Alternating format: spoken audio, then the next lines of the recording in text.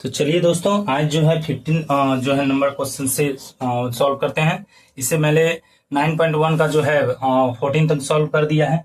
आइए, यह क्वेश्चन थोड़ा डिफरेंट है, इसको देखते हैं। लिखता है एक सीधा राजमार्ग एक मीनार के पाद तक जाता है। ठीक है, एक सीधा मार्ग राजमार्ग है, ये हमने राजमार्ग बना दिया जो मीनार के पाद तक जाता है। इसका मतलब यहाँ पर आकर एक मीनार मिलेगा जो इसके पाद तक पहुंचेगा। एक सीधा राजमार्ग एक मीनार के पाद तक जाता है। मीनार के शिखर पर खड़ा एक आदमी, यहाँ पर शिखर पर एक आदमी खड़ा है। ठीक है, शिखर पर क्या है, एक आदमी खड़ा है। बोलता है कि मीनार के शिखर पर खड़ा एक आदमी एक कार को 30 डिग्री के अवनमन कोण पर देखता है। इसका मतलब ये जो पॉइंट है, मान लेते हैं इसको सी।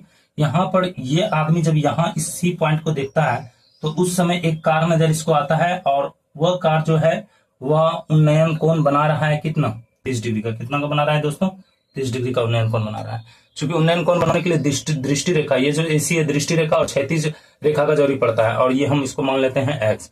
तो ए एक्स क्षैतिज रेखा है और एसी क्या है, दृष्टि रेखा। यह उन्नयन कोण कितना बना रहा है, सॉरी अवनमन कोण कितना बना रहा है, 30 डिग्री। ध्यान से देखिए। अब बोलता है जो कि मीनार के पाद की ओर एक समान चाल से जाता है और 6 सेकंड बाद कार का अवनमन कोण 60 डिग्री हो जाता है। इसका मतलब अगर जब वो बिंदु डी पर पहुंचता है तो उस दौरान जो उसका एंगल है वो हो जाता है कितना, अवनमन कोण। ये अवनमन कोण कितना हो जाता है, तो वो हो जाता है 60 डिग्री। कितना हो जाता है, 60 डिग्री। ठीक, तो बोलता है खंभों की, नहीं सॉरी यहाँ पर है, तो जो कि मीनार के पाद बिंदु की ओर जहां समान चाल से जाता है 6 सेकंड बाद का अवनमन कोण 60 डिग्री हो गया। इस बिंदु से मीनार जो है मीनार के पाद तक पहुंचने में कार द्वारा लिया गया समय ज्ञात कीजिए। तो मीनार के पाद तक जाने में कहने का क्या मतलब है दोस्तों, तो अर्थात यहाँ पर जो है या जो मीनार है, मीनार तो आप देख रहे हैं ए भी है, तो यहां तक पहुंचने में इसको कितना वक्त लगता है। ठीक है, अर्थात जो है कितना वक्त लगता है वो हम निकालते हैं दोस्तों। अर्थात जो है डी से बी का दूरी हमको निकालना पड़ेगा। ठीक है, तो चलिए हम निकालते हैं दोस्तों। तो अब यहाँ पर क्या करेंगे, पहले आप कुछ कंसीडर कर लीजिए। देखिए मीनार की ऊंचाई भी नहीं है हमारे पास, तो मैं कंसीडर करता हूं मीनार की ऊंचाई क्या है, एक्स है। इसको सीडी को मैं एक्स मीटर और जो है सीडी को मैं एक्स कंसीडर कर रहा हूं, और जबकि बीडी को मैं वाई कंसीडर कर रहा हूं, मैं मान रहा हूं मतलब वाई। ठीक है दोस्तों, चलिए अब इसको सॉल्व करते हैं। देखिए, तो आपने देख लिया है एक सीधा राजमार्ग है, मीनार के पाद तक जाता है। मीनार के शिखर पर खड़ा एक आदमी एक कार को 30 डिग्री के अवनमन कोण पर देखता है, जो कि मीनार के पाद की ओर समान चाल से जाता है, और 6 सेकंड बाद कार का जो अवनमन कोण है वह 60 डिग्री हो जाता है। तो आइए इसको अब सॉल्व करते हैं दोस्तों। देखिए क्या क्या दिया है और क्या क्या निकालना है हमको। तो सबसे पहले मीनार की ऊंचाई कितनी है, ए बी। कितना है मीनार का ऊंचाई, तो ये मीनार का ऊंचाई हो गया हमारा ए बी। मैं निकालता हूं यहाँ देखिए, तो माना नाम नहीं है इसीलिए हमको मानना पड़ रहा है दोस्तों। माना ए बी मीनार है, ए बी एक मीनार है। ठीक है, ए बी एक क्या है, मीनार है दोस्तों। ठीक, और यहाँ पर देखिए तो ए बी की ऊंचाई कितनी है, तो ए बी की ऊंचाई हमने एच माना है। आते हैं तो यहाँ पर सीडी, सीडी को हमने कितना माना है, सीडी को हमने एक्स माना है, अर्थात एक्स मीटर माना है हमने। कितना माना है, एक्स मीटर। और देखिए बीडी या डीबी को कितना माना है, वाई मीटर माना है। कितना माना है, वाई मीटर। अब अवनमन कोण, अवनमन कोण, अवनमन कोण देखिए ध्यान से, सी ए एक्स, सी ए एक्स कितना है दोस्तों, तो ये है 30 डिग्री। और उसी तरह से अवनमन कोण, अवनमन कोण कितना है, तो D A x, D A x कितना है, 60 डिग्री है। अब ध्यान से दो बातें हैं, एक है अवनमन और एक है उन्नयन। तो चूंकि ए एक्स और सी बी क्या है, पैरेलल है, ये दोनों क्षैतिज रेखा है, पैरेलल है, तो ये एंगल और ये एंगल बन जाएगा एकांतर कोण। उसी तरह ये एंगल, ये जो देख रहे हैं आप क्या, डी ए एक्स और ए डी बी, ये दोनों एकांतर कोण है। ये दोनों आपस में क्या हो जाएंगे दोस्तों, ये दोनों आपस में बराबर हो जाएंगे। तो मैं बनाता हूं कोण, ये जो है देखते हैं कोण।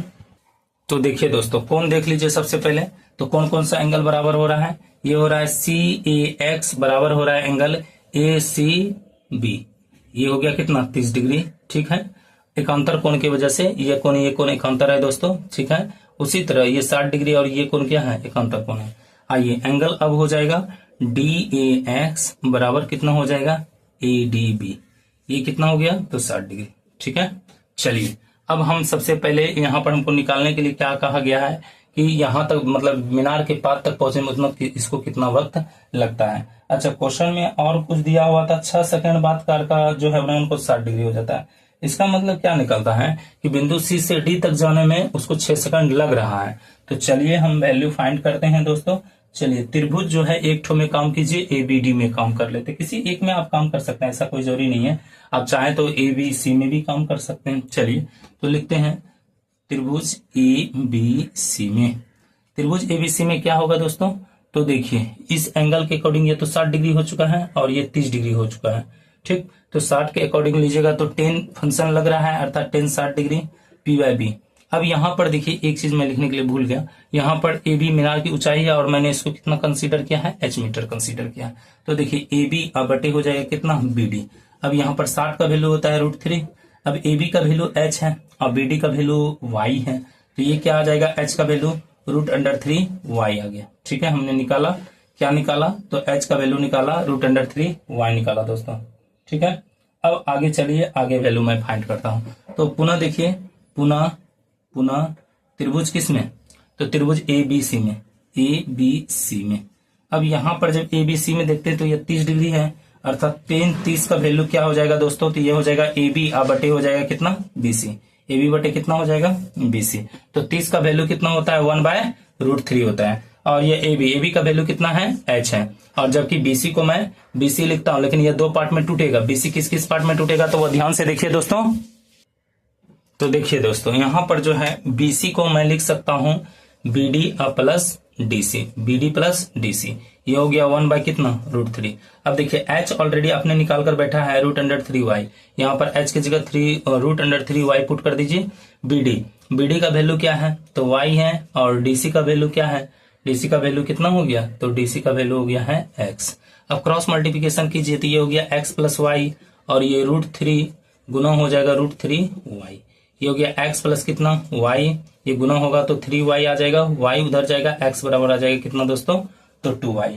ठीक है, एक्स बराबर कितना आ गया, 2 वाई। तो ये दोनों आपस में क्या है, बराबर है। अब देखिए सी से डी तक की दूरी तय करने में लगा समय कितना है, चूंकि सी से डी तक की दूरी तय करने में लगा समय, चूंकि ये बुक में दिया है कि इस बिंदु से यहां तक जाने में इसको 6 सेकंड लगते हैं। कितने सेकंड लगते हैं, 6 सेकंड का वक्त लगता है।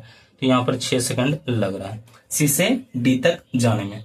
अब देखिए सी से डी तक जाने में अगर 6 सेकंड लग रहा है, अर्थात x मीटर की दूरी तय करने में कितना लग रहा है, 6 सेकंड लग रहा है।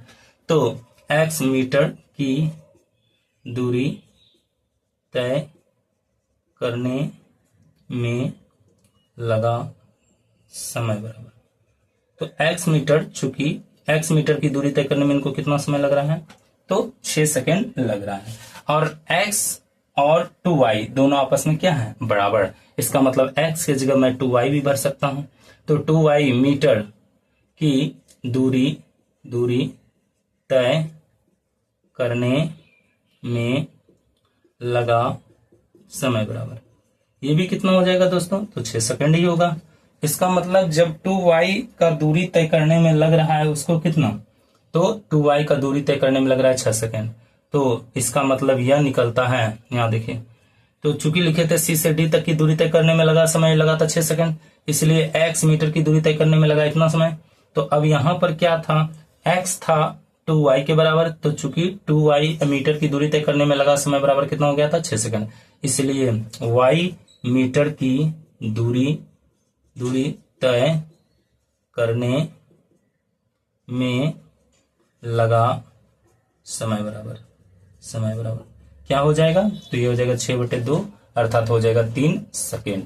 तो आपने देखा दोस्तों कि डी से बी तक जाने में, अर्थात पाद बिंदु तक जाने में, मीनार के पाद बिंदु तक जाने में कितना सेकंड लग रहा है, 3 सेकंड लग रहा है। समझ गए दोस्तों। अतः यहां पर यही क्वेश्चन तो हमसे पूछा गया था कि जो है कार द्वारा लिया गया समय क्या है।